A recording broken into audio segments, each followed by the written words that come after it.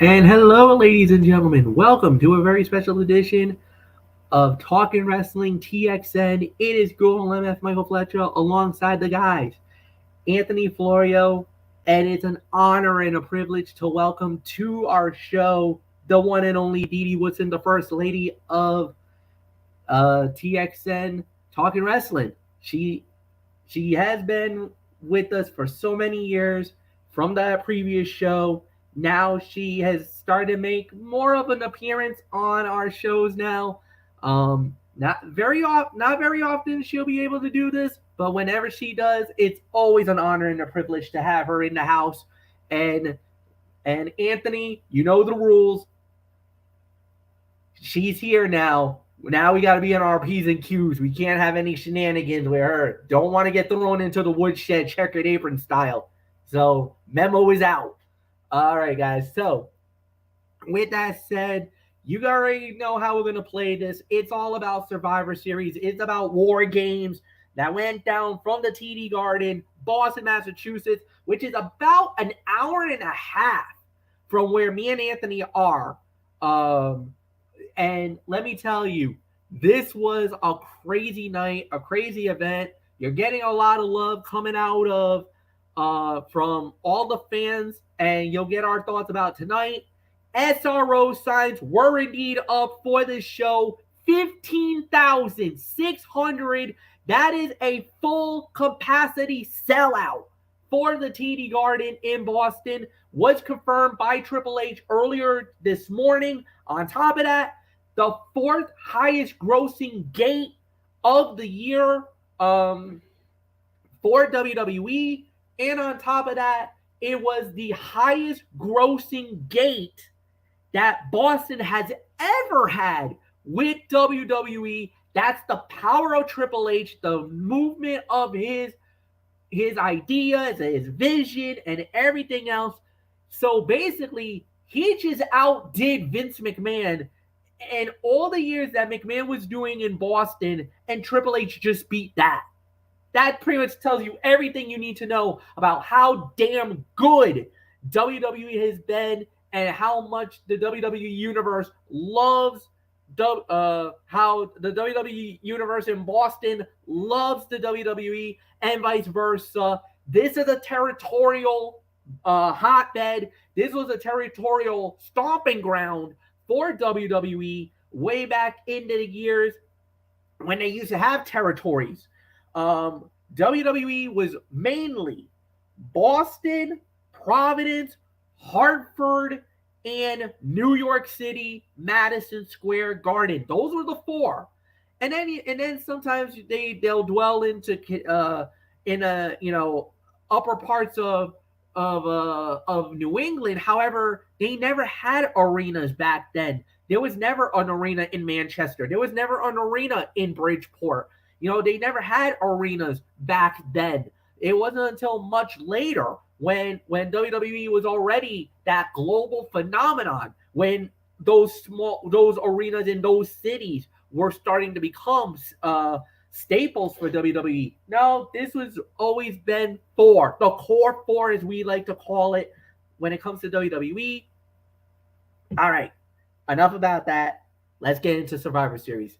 We start out with the women's War Games fight, as it was Team Bianca Belair, Captain Bianca Belair, where her members Alexa Bliss, Asuka, Mia Yim, and the 15 member was Becky Lynch, going up against they say it's Team Bailey, but I know Anthony and myself, this whole entire week we were calling it Team Damage Control, captained by Bailey, with Dakota Kai, with Io Sky, with Nikki Cross, and Rhea Ripley, the winners of the women's War Games match.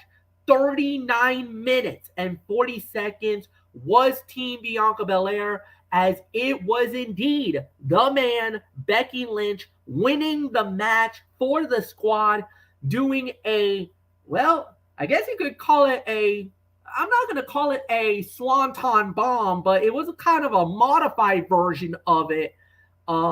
Going through a table, taking out both members of Damage Control, Io Sky and Dakota Kai, and I believe she pinned Dakota to win the match.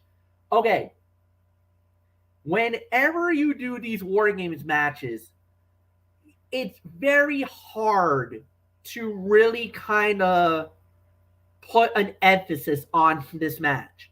You kind of have to go in quadrants more than anything else because you don't get the craziness until all the members are in. So it's kind of more of a you got to take it for the whole body of work and then you give us the whole thing.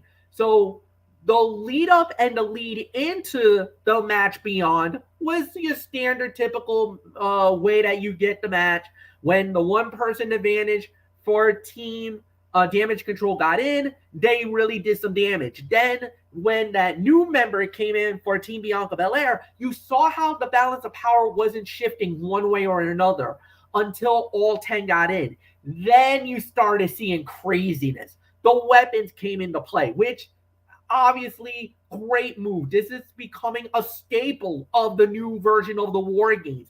I know a lot of people kind of poo-poo this because if you remember the classic War Games, the classic Blood and Guts, there was hardly any weapons in those matches. Now, there was a lot of blood in that match, but the thing is, in order to compensate for the bloodthirst, you need to take a hardcore element.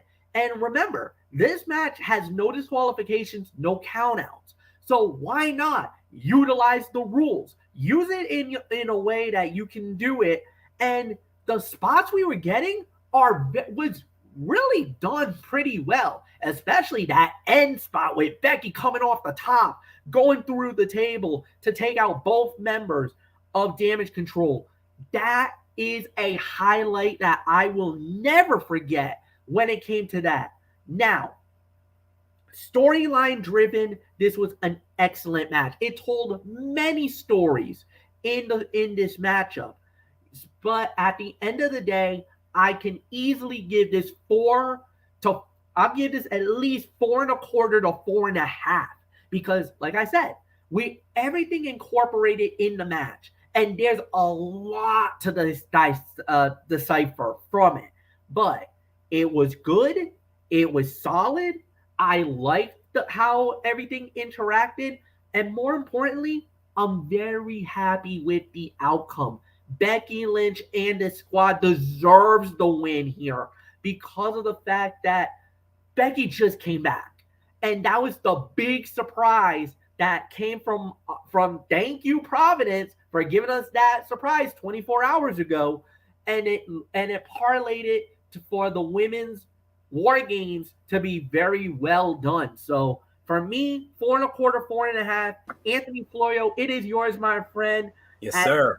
Bianca Belair claims victory in the women's War Games match. That they did, MF, and they did so in grand fashion, no question about it.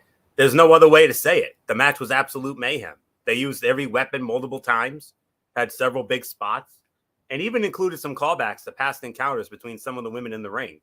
Some of the spots in this match did not go as planned, so there were several close calls that could have led to injuries. It helped the competitive nature of the bout, but it also slowed the match down in spots. Becky Lynch ended up scoring the win for her team by hitting a huge leg drop from the top of the cage to put Dakota Kai through a table. This was a fun way to start the show. I'm absolutely 100% with you on this one, MF. 4.25 to 4.5 stars. Fantastic jump off to the show. And I mean, what highlights did we have in this match? Well, I'll gladly tell you. Bianca Belair hit a rough backbreaker at one point. And Dakota Kai, if you notice, guys, she almost landed on her head on that. I mean, yeah. That was very cringeworthy, to say the very least. Io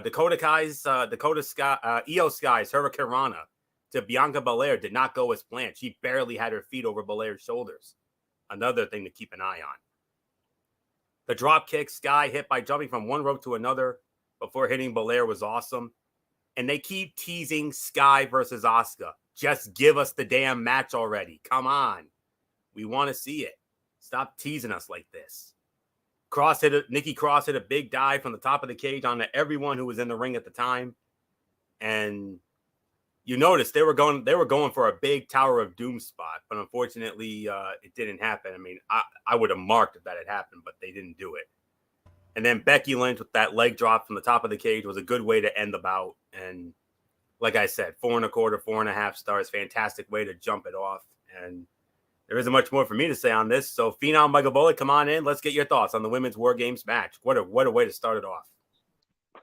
Yeah, this was definitely a great way to start it off. I mean, 4.5 was is the rating for this one. I mean, what can you say? I mean, the women definitely gave it their all. I mean, the spots there were just so awesome. I mean, like you said, Nikki Cross diving from the top of the cage onto the competitors, Becky Lynch with the leg drop from the top of the cage, and like you said, for it, I mean, we saw Dakota. I mean, we saw Io Sky and Asuka going at. I mean, I think WWE really needs to pull the trigger on this. We want to see this feud, but we'll see how it is eventually. And what about the face to face with Becky and Rhea Ripley? I mean, that's a feud I would definitely love to see, because you got two women who are hard hitting and definitely don't hold back. I mean, yes, we saw a little bit of it during that whole thing in Survivor Series 2019 with Raw, SmackDown, and NXT, when Becky invaded NXT, and we had that little match they had.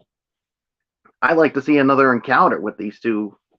So now the big question is, where do we go from here with some of these things? But a great jump off, a great start to Survivor Series War Games. 4 to 4.5. So it's been a long time since I said this, but Twisted Angel, Dee Woodson, come on in. Man, it's been a long time since I've said that, since I had to toss it to you. So what are your thoughts on this? Yeah, I think the last time I was on, you weren't on. So, yeah, the War Games was awesome. The first match with the ladies, oh my gosh. I thought it was phenomenal. I'm going 4.5 with it. I mean, just the spots alone were just awesome and amazing. I mean, even seeing Becky and Bianca working together, it was just really, really great to see. And yeah, the team that deserved the win was the one that won, and that that big jump that Becky did at the end. I mean, that was just spot on. It was perfect. And we got to actually see Nikki Cross be more of her crazy self, which we haven't seen that in a while, because she's always tried to be this superhero thing lately. And so now that she's gone back to this gimmick, I mean, this has got to be one of her best gimmicks that she's had. But yeah, I mean, this was just awesome. There's not much more I can say about it. Like I said, 4.5 stars. So it's yours, Fletch. All right, and we do indeed move on with the show here tonight, guys. And the first non War Games match that we had, it was a singles match, a one-on-one, as it was the phenomenal AJ Styles going up against Finn Balor, OC versus Judgment Day, and give it up to the OC. Throw it up Fortune 4 Styles for one of the ringleaders of the Fortune 4, the phenomenal AJ Styles wins the match. 18 minutes and 25 seconds, time of the fall. Anthony Florio, it's yours, brother. 18:25. You heard me right. Okay. Yeah. First things first, throw it up Fortune 4 style for the phenomenal AJ Styles right there. Absolutely. That's right. Come on, Bullock. You know how to do it. Come on, Didi. Yeah, that's it. Let's go. Yeah. That made my night right there. That was a blessing right there. Okay, getting back into this, I got to do it. This was 4.25, another 4.25, teetering on 4.5 star match. More towards 4.25. As expected, these two veterans put on a great show. When you get to the level of experience these men have, it's almost impossible for them to put on a bad match. When you put two guys like this together, it will almost always lead to a classic encounter. And after failing to get the win with the calf crusher, Styles was able to secure the victory with a phenomenal forearm. And it was good that they got everyone else away from the ring so these two could shine on their own. The suplex Styles used to send Balor into the corner was picture perfect. The phenomenal one makes the 450 look so effortless and easy.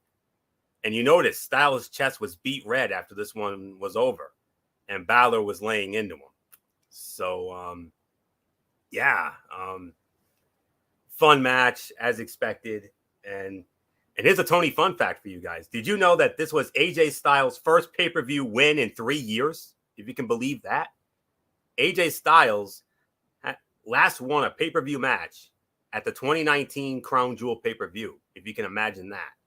So he desperately needed a pay-per-view win here, and he got it. And I'm very glad that he did, because I mean, and I'm not surprised, because Judgment Day hasn't always really had any big pay-per-view wins. I mean, the last big one they had was when Finn Balor beat Edge in that Extreme Rules match, that I Quit match at Extreme Rules. So, and AJ really, in this sense, AJ needed it a smidgen more. Balor's going to be fine. So will Judgment Day. So, but I got a feeling this feud is not over by any stretch. I think there's more to come of it, and the one thing that there's left to do is the inevitable 8-person mixed tag team match with the OC, AJ, the Good Brothers, and Mia against Judgment Day and Rhea.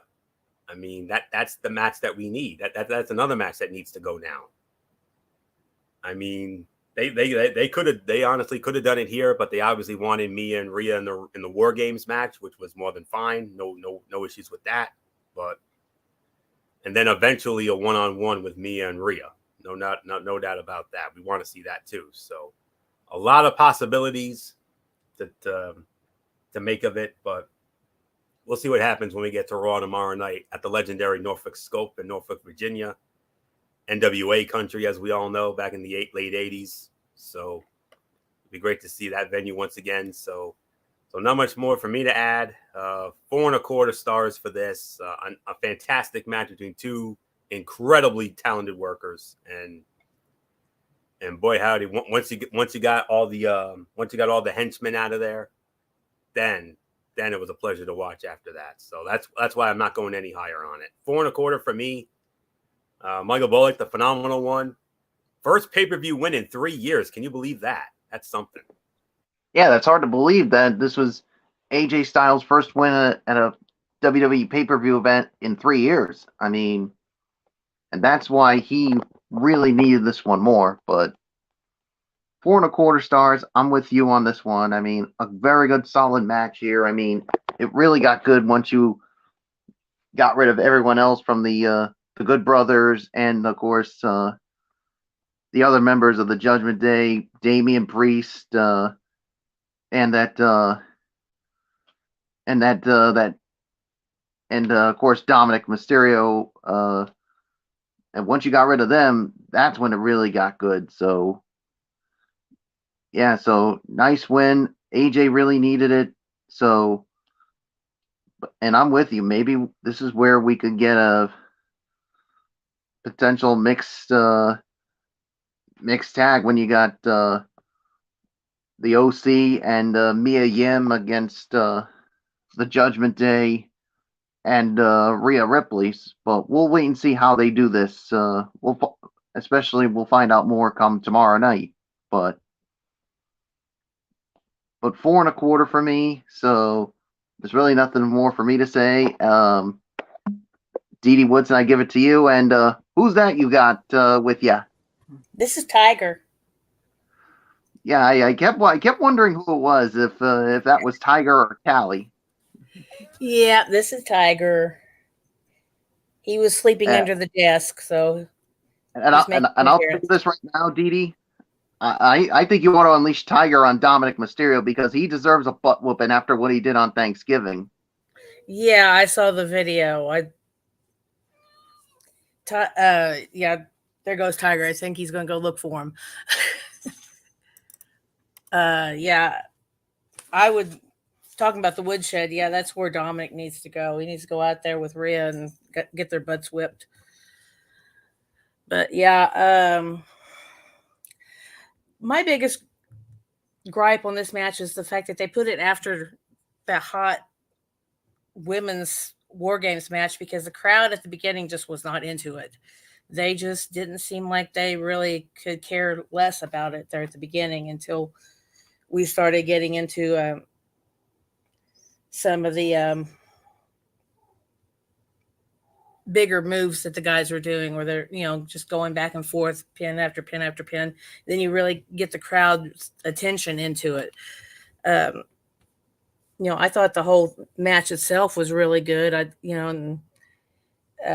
Seeing the Good Brothers run off Dominic and Damien after their little interference, that was really they really made it even better because then it really got down to the one-on-one nitty-gritty match. And AJ and Finn, they work so great off of each other. It's so good to see that. But yeah, I mean the back and forth and everything, and just it was very exciting all the way up to the end, the way these guys were working. So yeah, I can definitely agree with the rating you guys are doing. So yeah, I'm not going to add too much more. I mean, this was a great match. It's just it was sad that there at the beginning the crowd just couldn't see it because of they were coming down off the high of the other match. They really should have put more of a cool down match here than this one, because this one was really, really hot. So not much more I'm going to add. It's yours, Fletch. The only match that I can think of that would have been the cool down would have been the women's title match uh, between Shotzi and Ronda. But the thing is that there's really no, because it was only a 5-card Survivor Series, which is very rare. But the thing is that less is more.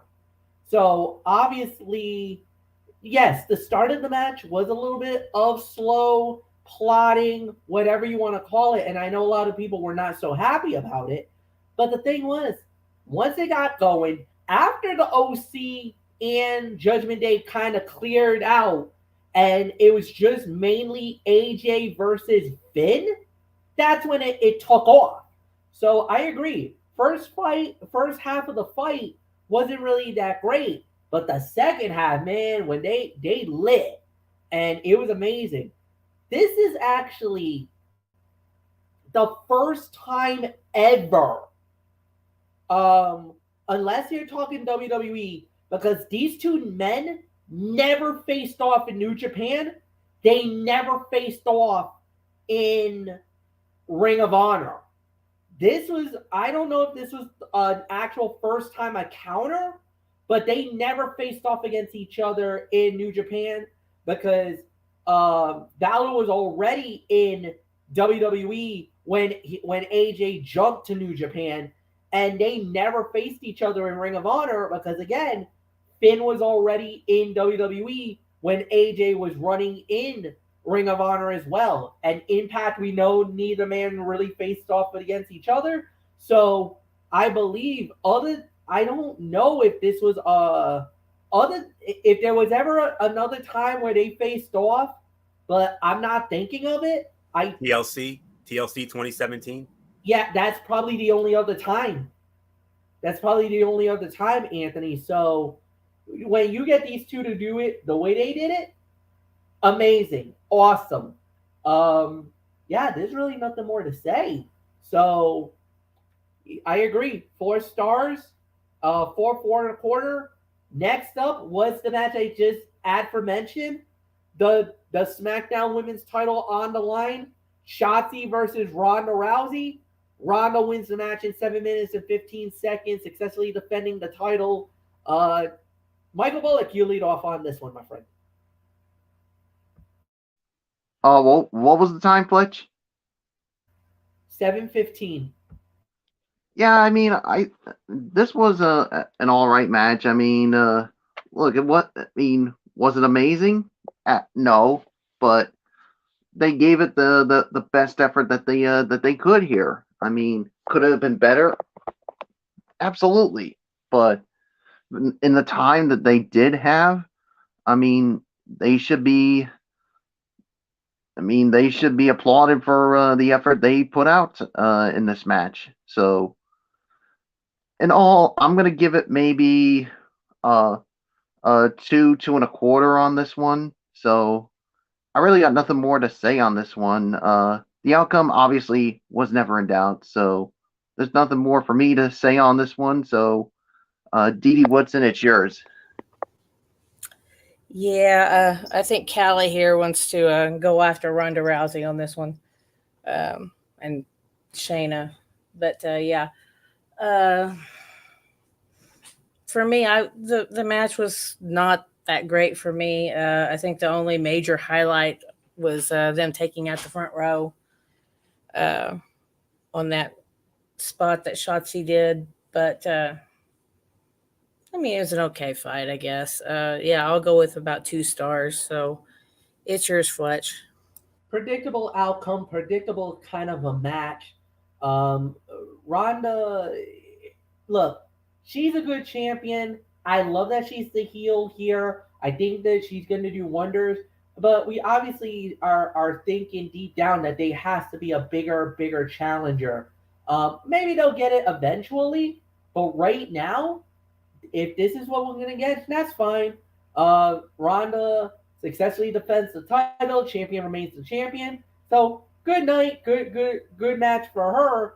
And she inserts her dominance on the SmackDown Women's division. Now, where do they go from there? Maybe you could maybe do Liv one more time. Maybe you're setting up because remember, with Rumble season coming up, and this is it. There's no other event. So you're gonna have a lot of work to do between now and I think day one. No, day one got called off, if I remember correctly. It's the Rumble. It's the Rumble. 2 months. So yeah, so WWE is gonna have to do something that they are not known for, and they're gonna have to play the long con game here. So you gotta build for 2 whole months to get yourself ready for Royal Rumble. So how's that gonna look? What's the feel for that? How's that gonna play out? I don't know. One thing's for sure, this is gonna be an interesting situation. You play the cards right, you do the amazing thing, you got yourself something good. Now we're gonna see how Triple H and the boys do with storyline.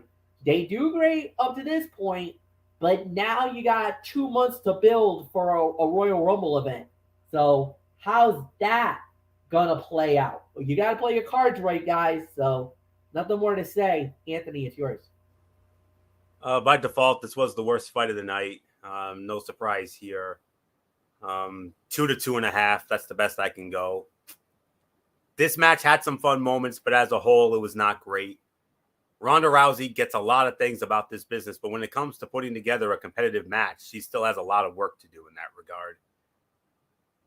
Rousey countering a dive into a belly-to-belly suplex was a cool spot, and they tried to do a DDT spot on the apron, but Rousey held onto the top rope and ended up looking sloppy. I think I could easily call a botch on that one, botcheroo on that one. So, yeah, 2.5. That's the best I can go. Easily the worst fight of the night, no doubt about it. So with that being said, MF, let's move on to because Bullock started this, right? Yeah. Yep. So All right. So with that, Now let's move on to Monday Night Raw business, the United States Heavyweight Championship triple threat matchup. That's right. The champion, Seth freaking Rollins, putting the title on the line against Bobby Lashley and Austin Theory. Winner of the bout, 14 minutes and 50 seconds. And the brand new United States Heavyweight Champion, Austin Theory, he gets the belt back, second time in his career. And lo and behold, we thought that he got buried over the fact of him losing the Money in the Bank. Oh no. Triple H pulled a fast one on us. We were ripping, we were going bonkers, we were going nuts at them. They knew what the hell they were doing all along. Repackaged them, got rid of the stupid selfie gimmick, and now the ultimate payoff. United States Heavyweight Champion again. Didi Woodson, whenever you are ready, my friend, it is yours. You get to lead off. But I got to do it because this is kind of tradition. History was made in Boston. Unprecedented crowning as Austin Theory becomes the United States Heavyweight Champion again. What was with the Beyblade Tron behind Austin Theory tonight? I mean, he didn't even have his normal Tron walking out. That was kind of a weird type thing. Maybe that's something new. I guess something new in getting rid of all the selfie things, doing that kind of setup. I don't know, unless they just didn't have time to prepare a new video for him, I guess. So they just went with Beyblade. So I don't know. It was weird. Anyway, getting on with the match. I mean, it was a very well done match. These guys, they worked very well together. They, you thought at the beginning there that Lashley was going to just kind of run over everybody because he took early control, but then, he turned his back on Seth Rollins, which is something you don't do. You don't turn your back on the third competitor. Seth takes him out. And then somewhere along the way, we get Theory, who takes control. So everybody's had a chance at the beginning to, take control. But, just watching for that long period of time of just Seth and Theory going at it, I mean, that was a very well done match right there, just inside the big match. They worked very well together. Seth kept his eyes on Lashley the whole time, so he occasionally would, make sure Lashley was out. These guys, it was very exciting. Crowd was very into it. Loved the pin after pin that they kept doing. Definitely liked the double hurt lock. That was really great. And Seth using Theory to get a little extra oomph on that stomp on Lashley near the end there. That was really, really cool to see. But, in the end, it was Lashley that kind of cost himself by doing that spear and having Theory just fall perfectly on Seth Rollins for the pin. So, yeah, it was a very well done match. I'm going to give it about 4 stars. So, yeah, not much more I'm going to add. It's yours, Fletch. I'm with that. I could see that. 3 3/4 to 4. It was a solid match. It was great body of work by everybody involved. And yeah, like you even alluded to, there was a match in a match. When Theory and Rollins were going at it, it was really good. It was solid. It was a great action-packed type of a thing. I really enjoyed it. And the thing is, I think that's exactly what these guys really need. If you really give us that kind of a battle and that kind of a war, imagine Rollins and Theory now going at each other at possibly doing a little feud here. Obviously, you're not going to get rid of Lashley altogether because Lashley will probably claim that, hey, I deserve another shot at this. But now you got Theory as the champion. This opens up so many new avenues. And on top of that, with this new attitude, with this new thing, with Austin Theory now being more focused, more better, I think the repackaging, yeah, and Triple H even mentioned it last night in the press conference. If you guys were watching on YouTube or on Facebook or TikTok, Triple H even talked about it. That, you know what, everybody was saying that, oh, how could I do this to Theory and this and that and blah blah blah blah blah. And he's like, all I just did was I broke him down to remodel him, and look at what we're doing now. Look at what's happening. So if you're Austin Theory, you're thinking, here we are blasting Triple H, flipping out on him, saying, "My God, you just buried this poor kid. He didn't even deserve the. It's like you didn't even give him a chance. What are you doing?" He knew what he was doing all along. He felt like that Money in the Bank was actually holding him back. And the thing is, the selfie gimmick, everything else, that's all McMahon. That was all Vince McMahon. That was never a creation for Triple H. So what does he do? He gives him a hybrid of the early years when he was with The Way in NXT and molding that attitude to the main roster. And now he gets the ultimate payoff. He's the United States Heavyweight Champion. To me, I thought for everything that Triple H did, I apologize. I'm sorry, Hunter. I should have listened. I should have known you had something better for this kid.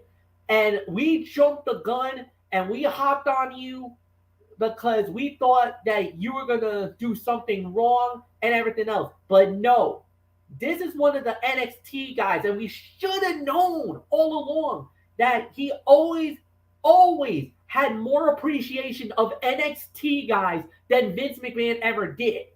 So we should have known that. And it's shame on us for not realizing that sooner rather than later. Nothing more to say. 3 3/3 to 4. Anthony, it's yours. Solid 4 for me. They did a great job balancing this match. So all three had sequences when they were in control, and they also set it up so each person took a little time outside the ring so the other two could work. The match was great, but a few spots looked way too planned.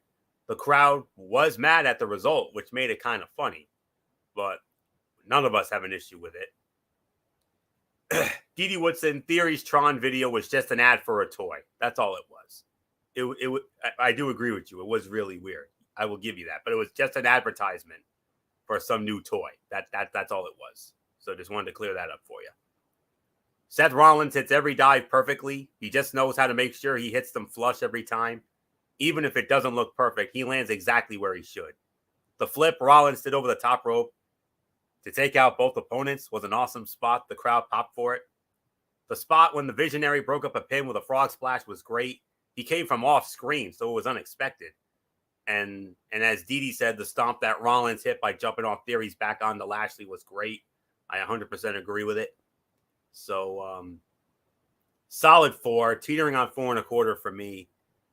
And there isn't much more to say except there's one other guy that we can't forget. Don't forget about Mustafa Ali. I expect Mustafa Ali to have a say in this as well. So, because they're gonna keep building him as that pest underdog that it's gonna keep, that persevering, that persistent underdog that's gonna keep trying and trying. And I wouldn't be surprised if he ends up being the one to dethrone Theory for the U.S. title. I wouldn't be surprised because of this. So, and that would be a gigantic rub for him if he does it. So, not much more to say here. 4, teetering on 4.25. Fantastic match. So, not much more to say here. Michael Bullock, Theory, once again, United States Heavyweight Champion in an unbelievable triple threat match. Yeah, it was a really good triple threat match. 4 stars for me. And yeah, I mean, like you said, I mean, what Triple H said in that press conference, after Survivor Series, I mean, he was just trying to bring, like, basically trying to humble Theory that he's way better than this whole selfie gimmick, and even trying to say that the Money in the Bank was holding him back from being the potential that he does bring. So having him lose the Money in the Bank, will fail in it, was, let's just say, it was a humbling experience for him, and it brought out something else in him. And I think maybe this is just the beginning of it. So we'll see what happens. And yeah, I do see Mustafa Ali as possibly being the next one to, somewhere down the line, to challenge Theory for the title and maybe dethrone him. But we'll wait and see how it goes. But a fantastic match all around. Great effort by all three competitors. So yeah, there's really nothing more to add on except, Fletch, I think it's time for our final match of the night, and it's the last War Games match of the night. Yes, it is. It's the men's War Games match. It's the Bloodline versus the Brawling Brutes. The winner of the bout in 38 minutes and 30 seconds was the Bloodline. Roman Reigns, Sami Zayn, Solo Sikoa, Jimmy and Jay, the Usos. They beat the team of Sheamus, Ridge Holland, Butch, Drew McIntyre, and Kevin Owens. This was a very, very good War Games match. And the way that this was incorporated, again, you kind of had to figure it out all in the storyline and everything else before you get to the actual end. Obviously, the body of work early on was good. It was solid. It was whatever you want to call it. And then right after that, everything was great towards the end. And it worked. It had a great moment. It had a great story, as we would say. But at the end, look, the MVP of this was the one and only. If you want to talk about who the star of the fight was, Sami Zayn. The confliction that he had the whole night, not knowing if he should be loyal to the bloodline or be on his own because of what Kevin Owens said the night before. And at the end of it, he was loyal to the bloodline and he was rewarded handsomely for what he did. Jey Uso now is firmly on his side. They are definitely together. Roman Reigns, you saw that quote unquote proud papa moment that he had with Sami Zayn, giving him that hug at the end of the War Games match, basically saying that you are truly one of us now. That, maybe the in-room Uso or that in-room Uso is now out of play. And now we're talking about a guy, literally, we're talking about someone now as Sami Uso. That's exactly what it is. So I really got nothing more to say. And Anthony, another 4.5-star match. This was absolutely amazing. 4.5 stars. Oh, man. While the women's match was more about big spots, this was more about storytelling, or as we always like to say, storyline progression. Several feuds were addressed in interesting ways, but Sami Zayn and Kevin Owens were the most interesting competitors. And you noticed Kevin Owens wore a Dusty Rhodes shirt to pay homage to the man who created the War Games match back in 1987. Butch, of course, did his joint manipulation, as always. Cringeworthy for me, of course. Jey Uso is one of the great underrated sellers in WWE today. The way Drew McIntyre was throwing Sami Zayn around was hilarious. Roman sitting in a chair inside the little cage until he was ready to come out was so much funnier than it should have been. The spot when the entire babyface team hit the bloodline with the beats of the Bowery felt a little excessive. Sami Zayn stopping the ref from counting the 1, 2, 3 for KO was a great moment. it was timed absolutely perfectly. And Jey Uso and Sami Zayn embracing, hugging was the perfect way to end it. And yeah, 4.5 stars. You could easily call this the fight of the night, no question about it. Although the women's match was right there with it, but it delivered and then some. Fantastic match, and not much more to say. Michael Bullock, call him lame duck man if you will, but whether you like the man or you don't, Sami Zayn truly was the star / MVP of this match, whether you like him or not. Yeah, I mean, look, say what you want about the guy. You can call him lame duck man, you can call him an annoying little pissant, whatever, but he really was the MVP of this. And it's all because of the whole storyline thing. Because he was so conflicted. I mean, especially with what Kevin Owens told him. And we didn't know what to expect out of this. Was he gonna turn on the bloodline and go on his own? Or was he gonna be loyal to the bloodline? And you saw near the end, he stopped the referee from counting, and then he low blowed Kevin Owens. So that was pretty much his way of saying, I'm loyal to the bloodline. I joined them from the beginning, and I'm sticking with them because I expect them to take me to new heights, to new levels that I couldn't do back then. But does this mean that he's going to turn on him, or are they going to turn on him eventually? I mean, not right now, but I could definitely still see it happening somewhere down the line where Kevin Owens and Sami Zayn could be the ones to end the long reign of the Usos. So for now, he's loyal to the bloodline, but don't count out that the whole thing where maybe at some point the bloodline will turn on Sami, and Sami and Kevin will dethrone the Usos. So we'll wait and see how it all plays out. But all in all, another 4.5-star match. Dee, what's in it yours? Definitely 4.5-star match.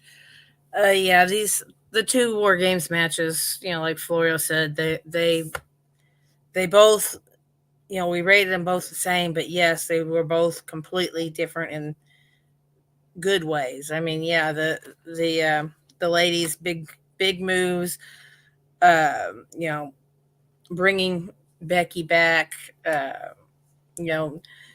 and all the little, I guess you could call them little click type matches that you had going on in there, like Nikki and Alexa, or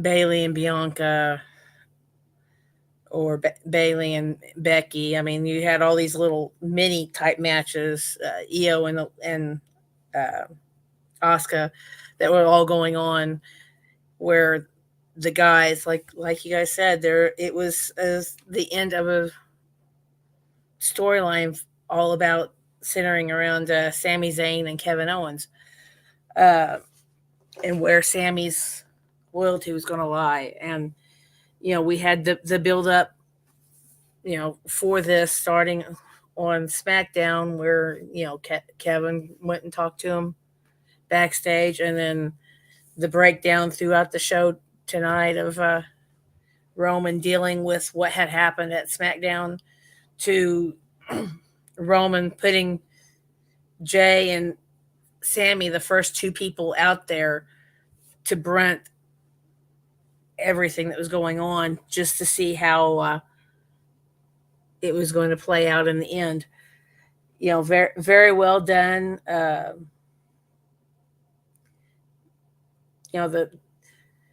The match, it was really brilliantly done.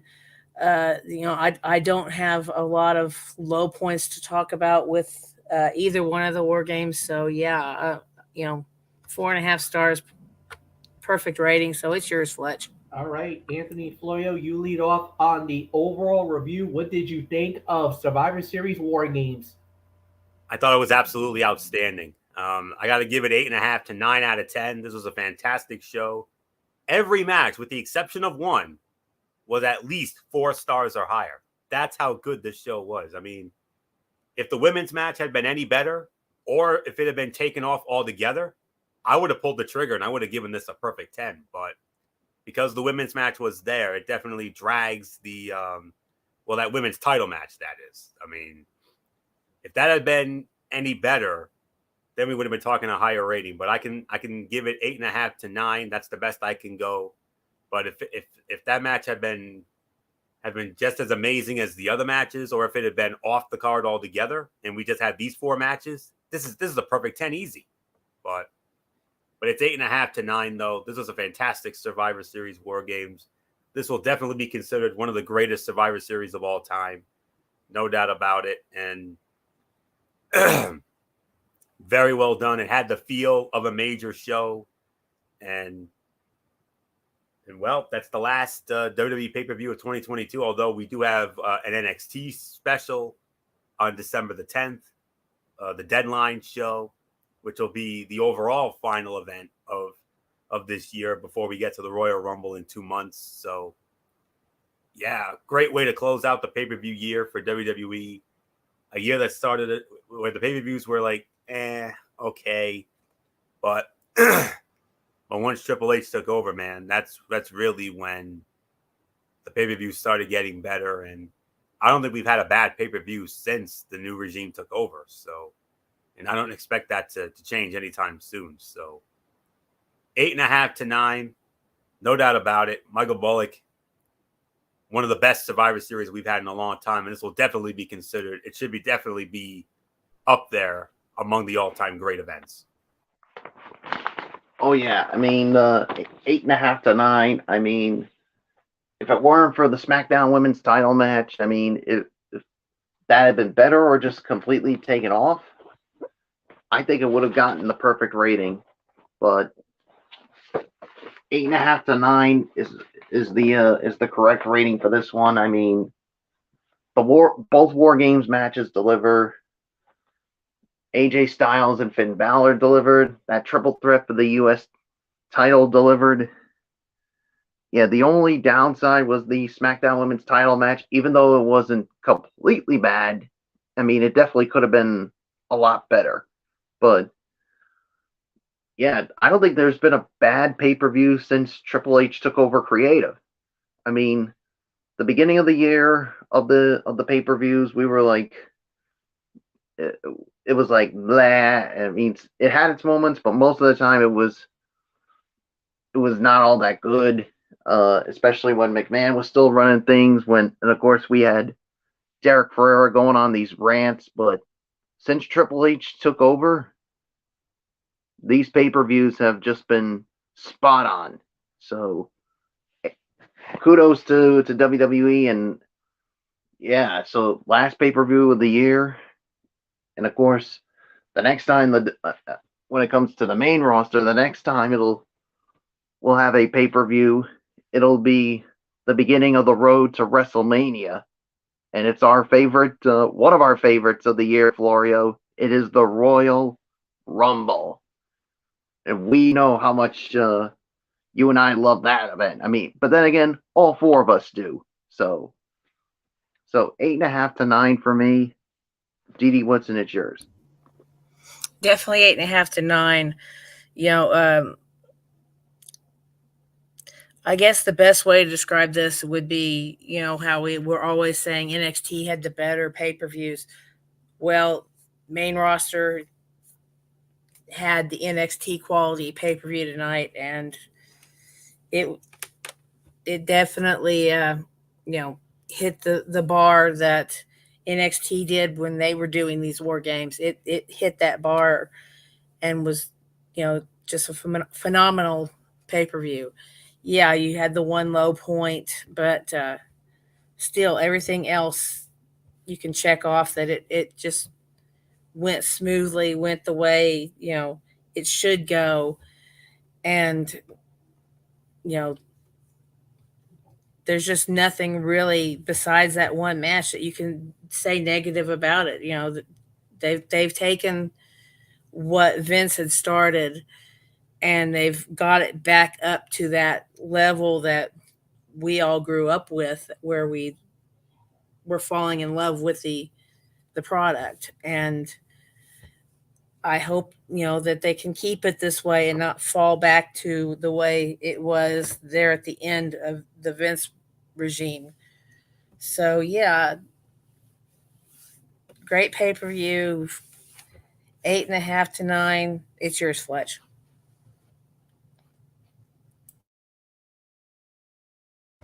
Yeah, 9 out of 10. Excellent Survivor Series, incredible show. Body of work of everybody involved was you could not have done anything better. We've been talking so much junk about WWE for a long, long time, and finally the ultimate payoff. This is probably, I'll openly admit it, the best of the four. This was the best pay per view of the major four for WWE, and it wasn't even close.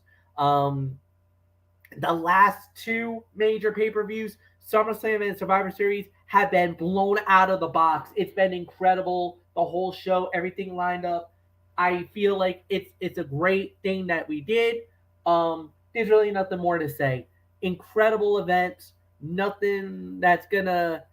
We're gonna have very good memories about what happened on Saturday night. And with that, we're done. We're out of here. So tomorrow night is Ridiculously Raw, hosted by Anthony Floyo on the Tone 25 on YouTube and StreamYard.com.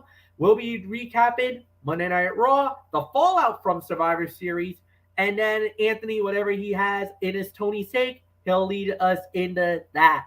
Wednesday night is Wednesday Night Madness. Yes, it's back at its normal time and slot. And then on Thursday is College Football Thursday, which is our season finale because it's championship week. So all the conference championships, we'll cover all that for you guys. And then Friday, Cerebral Smack Talk right after AEW Rampage, which actually goes back, is his normal time slot, so 11 o'clock. And then on Saturday is NFL Saturday. So that's it. That's the lineup for the rest of the week, guys. So for Anthony Floyo, for Michael Bullock, for Dee Woodson, I am Michael Fletcher. Thank you so much for watching, guys. Have a wonderful evening, and we will see you tomorrow night.